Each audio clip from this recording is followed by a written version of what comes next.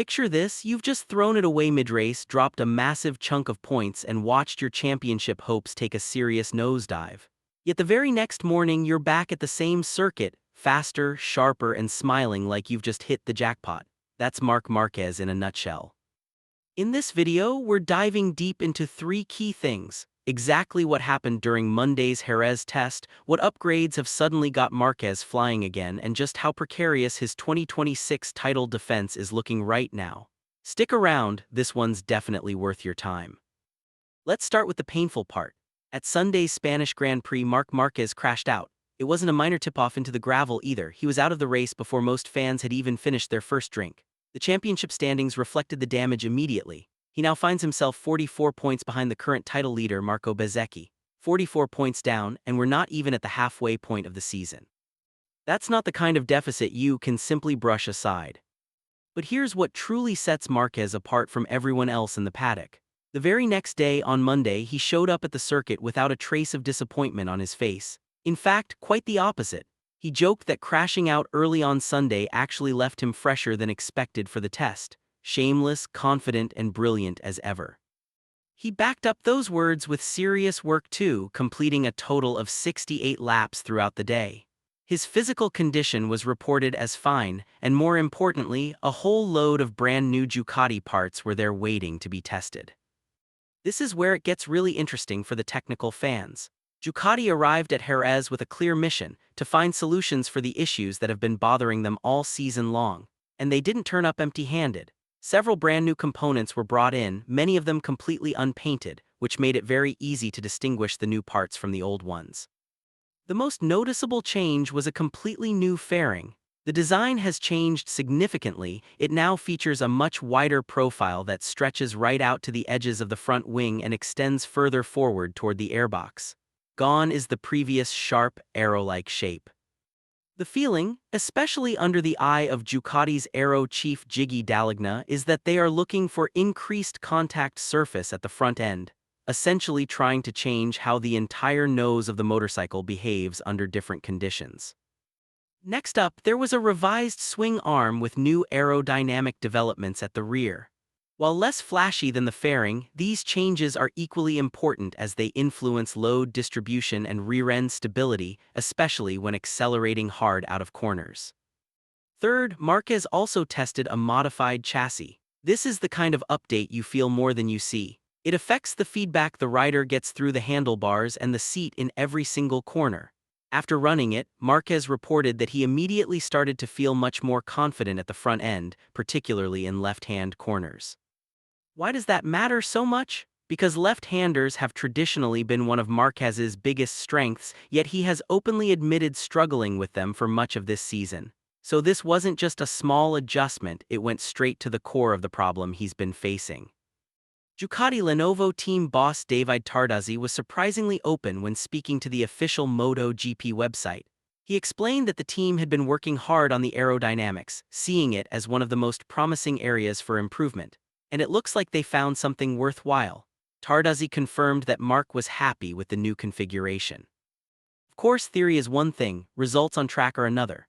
Marquez finished the test day as the fastest Ducati rider, although 3 Aprilia riders kept him off the overall top spot.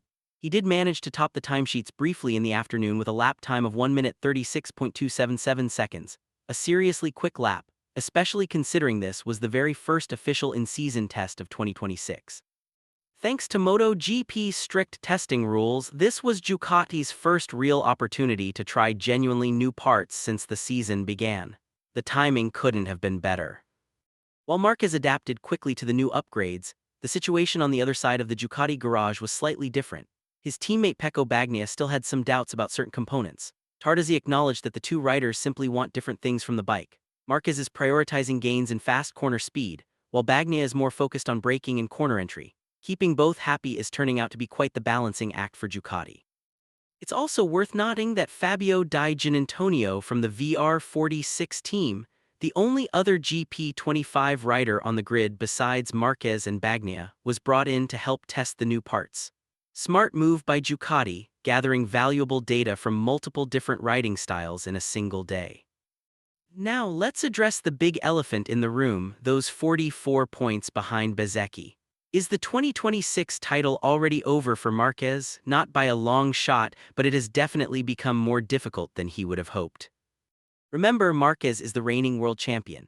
He claimed the 2025 title with Ducati Lenovo, his ninth world championship, and his first after a painful 6-year drought that many people thought might end his career at the top. He has fought back from far worse situations. Just think about that horrific injury in 2020, the long recovery, the move to Gresini, and the patient rebuilding of a career that once looked finished. Then came the triumphant return to glory. If there's anyone who knows how to stage a comeback, it's Marc Márquez. However, 2026 is proving to be a different beast. Bezzecchi is riding in the form of his life. Aprilia looked extremely strong at Jerez, and Marquez's rivals are no longer giving him an inch. Adding to the drama, his own younger brother Alex won the Spanish Grand Prix on Sunday aboard a Gresini GP24, the exact same machinery that Marc was riding just a year ago. That result alone shows how incredibly competitive the current grid has become.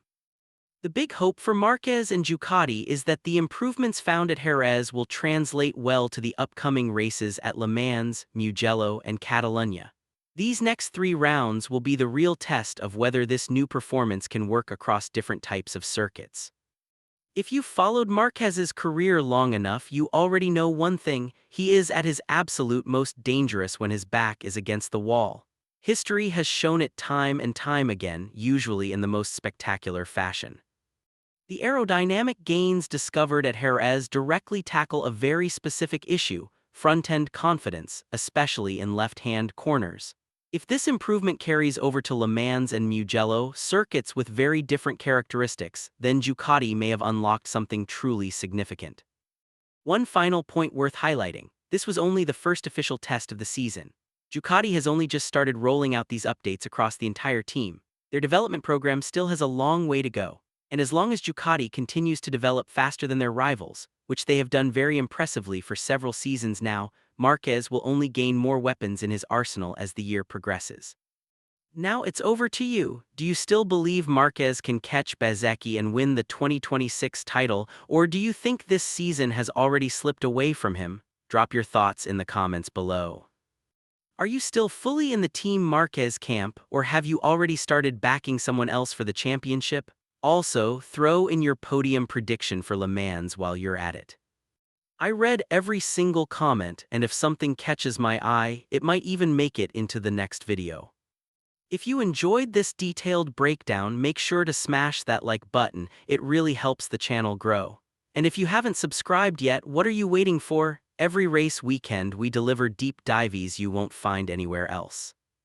Before you go, leave one thing in the comments. Which upgrade do you think is the most important for Ducati right now? The new fairing, the revised swing arm, or the modified chassis? Tell me which one and why. I'm genuinely interested to see which gets the most votes. Until next time, see you in the next one.